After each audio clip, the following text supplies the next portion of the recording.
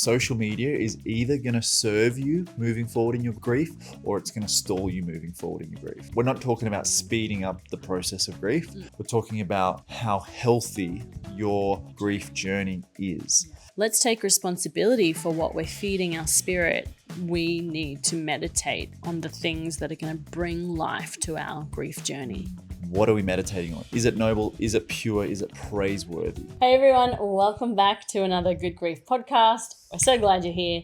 Today we're going to be talking about a social media warning for grievers going into the new year.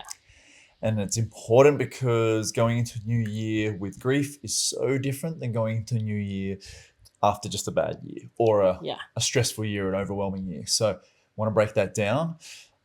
If you're returning and you're part of the Good Grief family, welcome. We hope you made it through Christmas. Yeah. Assuming if you're here that you did make it through Christmas.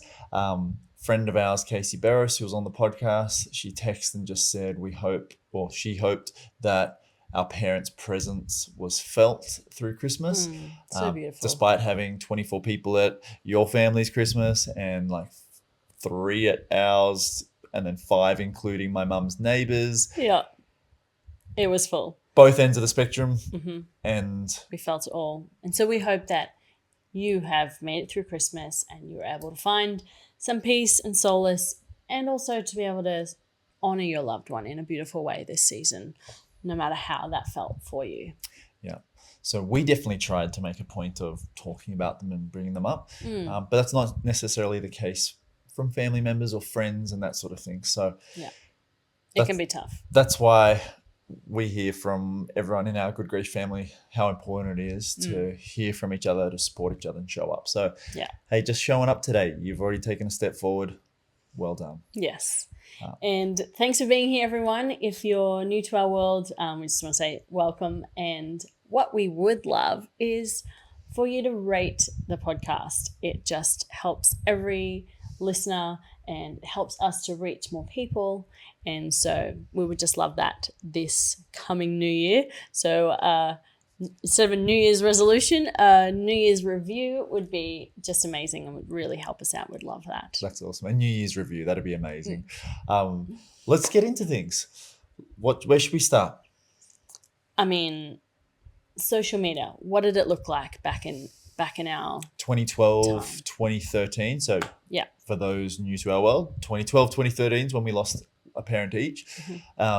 It felt like social media was big back then, but in the last 12 years, we look back and we go, man, it really wasn't. It only really just kicked off. Facebook and YouTube weren't even a decade in. Barely were they like the prime places for like education and so forth. Blogs were still large. Instagram was only 2 years old. Yeah. And so it wasn't a place that you'd go for education or comfort, or it was just really a photo sharing platform. Reels weren't a thing. Reels were not a thing. So if you think about where we are today and look back, it's kind of crazy that Reels are just the main thing that populate our feeds now. If we're talking about Instagram, they weren't even a thing then. So yeah, crazy the growth that has taken place since our grief started. And you like to think of it more as a blessing that we didn't have this huge noise. I like to think of it as noise. Social media is so much noise in our life these days. And yeah, I do think that we were blessed to not have all that back then. But also now there is a lot of good things that you can find on social media with education and... Yeah, you just have to be more disciplined. Yes. Less distracted. You need to guard your time more. You need to guard your heart more. So there are pros and cons. Yeah. I would say if I could turn back time, I would do it in terms of where social media is at. Less noise, therefore you didn't have to sift and just discern social media as much. Now you've really got to be on guard. And we know what it's like to go down the rabbit hole. Yeah. Man, you and I, we can sit here. We can put Nazare to bed and we can go, let's get an early night tonight. Presence. Or yeah, absolutely. Let's spend time together or read a book or whatever. And yet you can go down the real rabbit hole. I sit there every minute going, I should get off. I need to get off. Yep. I need time. Yep. off my phone before I go to bed because I know what happens. Oh, And, and it's just a and, vicious and I cycle. know Isn't no it? one else listening to this is like that. No one else. It's Yeah, just no us. one. It's It's just just us. us. We're the weirdos. Yes. So, man, so where do we come to when it comes to a new year? You know, I've always loved, and it was probably because of my dad. I remember him taking me up the tallest building here on the Gold Coast. Just him and I finishing the year, and him saying to me, I'd finish my grade 12 high school, saying, what do you want to do next year? Where do you want to be? You know, who do you want to be? Who do you want to hang out with? Who do you want to lead? Who do you want to follow? And like we did this awesome review overlooking the ocean and the mountains, both sides. And that's the way I've always loved going into a new year. After he died, it was very different. Those sorts of things immediately didn't matter. I didn't care about those. Now that we're 12 years in, we've done it together. We've done it for, I don't know, is it 5 years or 6 years together, but a few years on our own. And we've found certain ways of doing it that really help. If this is your first year going into a new year, it's going to be vastly different than it was last year. Yeah, and we'd love to give you some insight that maybe we didn't have back then. And it's like, where do you spend your time and where do you focus your attention? Yes, because social media is either going to serve you moving forward in your grief, or it's going to stall you moving forward in your grief. And if you think about those in two hands, every swipe, it's either going to serve you or it's going to stall you. If you are in the latter category where it's going to stall your grief, you're going to find maybe the next 3, 6, 12 months aren't going to be, and there's no speed, like, hear me out. We're not talking about speeding up the process of grief. We're talking about how healthy your grief journey is. Yeah. And I think that we can liken it to, you know, your closest 5 friends or the closest 5 people that you spend your time with is a reflection of what your life is like, or, you know, and I think that can be similar to the social media accounts that you spend most time looking at or following or whatever. They will feed into your life and will reflect, you know, what your journey or what your day-to-day or how you feel about yourself or your journey or whatever will look like. So good. So the people, and like, I believe that the people that you hang around most are what is going to rub off on you the most. Like a mirror. Yeah. Are they uplifting? Do they drain you or do they fill you? Do they speak life over you? Do they speak faith into your world? Do they enable you to laugh and be yourself? Same with social media. That is such a good correlation. So good. So coming into the new year, you know, often we try to think of New Year's resolutions and what can we do differently. And so on the topic of social media, you might be looking to do a cull of like, look at who you follow. I'd highly recommend it. Yeah. Reason being, or like, think something that came up for me was around 2010, we were in our band, short story, and we woke up one morning and we'd heard of a good friend of ours who just died. He'd had leukemia or lymphoma, maybe I don't know which one, I can't remember now, but had to have stem cell transplants and all sorts of horrific things. He taught me guitar. We were playing a show on that day, and I was just broken. But I remember his parents were pastors at our church, senior pastors, and I remember for that New Year period, they disappeared to Hawaii, and they said, "See you later," phones off, like literally moved country to switch off. Get away. And I think it's the same when we look at social media now. We've got to think about it that way. What do we need to switch off from? What do we need to tune out? Because the way that it's built, the mechanism is we hit follow more than we hit unfollow, right? We follow. Oh, that's good. We follow. Someone sends us something. We follow. We're following. Yeah. But we need to unfollow a lot more than we follow. Absolutely. So you use the word cull. I think for people going into a new year with grief, cull might be the word that you want to take with you. Yeah. Isn't that right, Nazare? Yeah. You may hear our daughter, who's going to be coming on 8.5 months. Raspberries is her favorite thing. Yep, she's learning to crawl. So And pull herself up onto things, which is so scary because we have all the technical things. We have cacti and all we've got Lego. we're and podcasting right now from our lounge room, and Yeah. yes, so she is fast approaching, tearing down things. a ball of fun. Aren't you, darling? As she chews on her hairbrush. And I mean, let's look at what the Bible says. In Proverbs, it says that wisdom is more precious than rubies. It talks about wisdom so much. We need to be wise about what we feed ourselves. We talk about it with Netflix and so forth. What things do we allow ourselves to watch and what don't we, right? We don't want to be going to bed watching a horror movie and letting our spirit be filled with that feeds garbage. our spirit and our soul, Or like excessive killing and all sorts of things. Like, I don't want that sitting on me. You know, that seeps into your dreams and your thoughts and everything too. Totally. So same thing with social media. What do we want to be allowing into our world? It's our responsibility. What are we feeding our spirit with?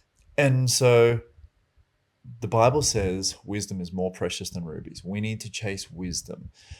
And wisdom is often passed down from people ahead of you. You know, we see our parents as very wise people. We learnt a lot from them. You listening to this podcast, you may be 1 month, 1 year, 5 years into your grief. We're 12 years into our grief. Yeah. Hopefully there's some things that we can pass on to you. One of those things that we want you to think about moving into New Year is your social media and taking a moment to cull some of the things that may not be relevant to you anymore. You may have just been following from the dawn of time. You may have lost your person and gone on a follow spree because so many things were just tugging on your heartstrings at that time. Yeah, it may have only been 4 weeks ago. Totally. But you're in a different place now than you were 4 weeks ago. Do the questions you want to start to ask yourself is, do those things serve me or will they stall me in my grief? Are they keeping me in that place of anger, bitterness, of unforgiveness? Woe is me. Are they accounts that are just woe is me? That's a huge one. I don't know what word summarizes that, but woe is me. Pity, self-pity. Self-pity, yeah. Look, I will say that those things have their place to feel some form of connection, that somebody understands what I'm going through, but we don't want to sit there for too long. No. And we know that there are some grief accounts out there that do err on that self-pity theme rather than bringing hope and encouragement and faith and future and life and light and truth and love and encouragement and purpose and meaning. Like, keep going. Well, this is right. Like, I was having this conversation with a friend yesterday coming back from paddle tennis, and we were just talking about people that claim to have a faith that always criticize. And it's the same, like, we can talk about the same thing in these different circles. Like, you want to be surrounding yourself with people that speak hope, life, future, like all of those words. You want to surround yourself with those people. You don't want to be surrounding yourself with people that just appease your self-pity, because if we fast forward 10 years, and I would say 10 years, like that's a big time frame.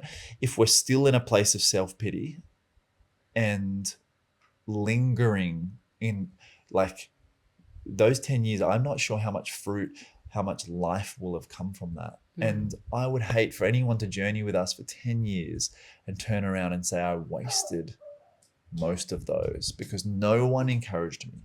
No one said there was more. No one showed me that there was life after death here on earth, let alone eternity. Yeah, absolutely. And I think we heard at church from our pastor, she's exploring, about taking responsibility for our actions and our growth and our health in our faith. And so I think a bit of tough love here is what we're saying is, let's take responsibility for what we're following and what we're feeding our spirit and our lives and our, in our social media. It fills a lot of space in our life, doesn't it? Notifications are very prevalent on our phone and our laptops and our computers. And it's so easy to just go in to looking at that account. What was that notification? Who sent me that reel? And so taking some responsibility is what we're saying here to cull, to make sure we're feeding our soul with the hope, with the light, with the 100%. truth. And it says in Philippians 4:8, it says, whatever is noble, whatever is pure, whatever is lovely, whatever is praiseworthy, like meditate on such things. And like that couldn't be more solid right now. Like that verse is just, how much is that relevant to this social media topic right now, that we need to meditate on the things that are going to bring life to our grief journey. So good. The word meditate means to replay. And so the things that are coming up on our phone replay in our minds whether we like it or not. So what are you meditating on? That's the question of today. Yeah. What are you meditating on? Coming into a new year, we're not just putting our grief and our loss under the rug and saying, I've got resolutions. The grief's coming with us. So if that's the case, we need to know what's going to be circling within our mind. What are we meditating on? Is it noble? Is it pure? Is it praiseworthy? So maybe some time out to say, I'm going to carve out whatever it is, 10, 20 or 30 minutes. I'm going to go onto Instagram. And we're talking Instagram here, but this applies for unsubscribing on YouTube, email lists that don't speak life, Facebook friends, whatever it is. Whatever. Yeah. 10, 20 or 30 minutes. You choose the time, go for a walk, Choose the platform. sit down, get a coffee or a juice, jump into your followers list and scroll through the followers list and be okay with unfollowing. Okay? Be okay with it. It's just like a declutter of the wardrobe or the kitchen utensils, things that you don't use anymore, things that aren't serving you. But don't. Who's that? The declutter chick. Marie Kondo? Yeah, that one. Yeah. Yeah. What's right. her little saying? Like, look, now you're testing me. Now I'm going into it. I got the name, but not the catchphrase. Very Yeah, Marie Kondo, your social media following. Yeah. If it's not serving you, if it doesn't bring you joy, if it doesn't bring you life, get rid of it. I mean, you might even go to the extent of just shutting down your account and starting again. Maybe your friends, maybe your family, maybe who you're following. It's a good point. It might not just be, social media influencers that you unfollow. It might be people in your own world. And if you feel guilty or anxious about unfollowing your friends or your family, you don't have to. You can just mute them. You can mute their stories. You can mute their posts so that they're not showing in your feed. If whenever you see somebody's post and they're living their best life or what have you, it triggers you. Yeah. You can just put that on mute. Absolutely. And just be okay with that. Good point. I'm actually excited to go and unfollow a bunch of accounts. And it feels good. We all know that a declutter when we give, clothes to the salvos and stuff and we just take those bags and drop them off. Oh, it's like a unload. And that's a different kind of unload too, because you're actually giving to people in need at the same time. True. And think of this, that you're giving to to your soul. Totally. Yeah. And just like they say on the airplanes, fit your own mask before somebody else. This is an opportunity for you to give to yourself the gift of a clear mind and a purposeful newsfeed that will allow you to serve and love others that are in and around your world that mean something to you. Yeah. So good. Wow. Whew. I feel my chest, like, it's interesting to pay attention even as you're listening right now. How do you feel? Like, I felt my chest quite tight and tense thinking and talking through this subject, which is, it's not surprising because my phone tells me each week you spend 3 hours, 5 hours, 7 hours a day, or whatever. I'm making those numbers up, but whatever it is for each of us, it's a scary number. It is. And I would hope that whatever number it is, the things that we're seeing are breathing life. You know, the Bible says that the tongue has the power to either speak life or death. Every word that comes out of our mouth. That means every word that comes out of somebody else's mouth or from our phone to our ears has that same power. So as we wrap this podcast up, let the accounts and the people that we follow be speaking life at all times into our world. That's our goal at Good Grief. We want to encourage you. There is meaning in your loss. There is hope. There is life to be lived after death. Yeah. There is joy that you can and will find. And we're here to walk it with you every step of the way. Absolutely. We hope this has been a helpful warning for you heading into the new year, and that you'll find it super helpful to kick off next year, 2025, with.